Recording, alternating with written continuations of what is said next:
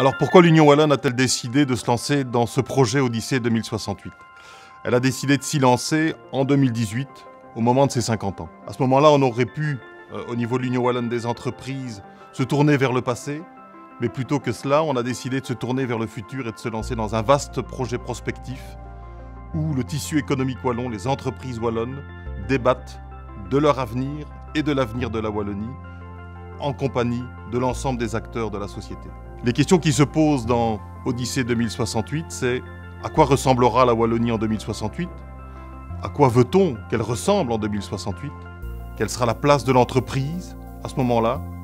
Mais aussi, quelle place l'entreprise devra-t-elle prendre pour nous mener vers cette Wallonie qu'on souhaite harmonieuse, idéale, prospère ? Ce sont les questions auxquelles Odyssée 2068 souhaite répondre. Nous arrivons au terme d'une étape cruciale pour Odyssée 2068. Cette première étape, c'est la définition, la rédaction d'un projet de vision pour la Wallonie en 2068. Alors comment construit-on ce projet de vision ?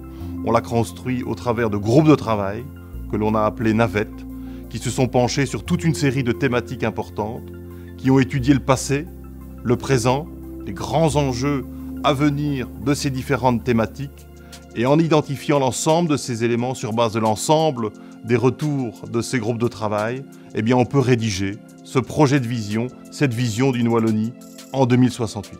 Alors évidemment, on ne veut pas s'arrêter là.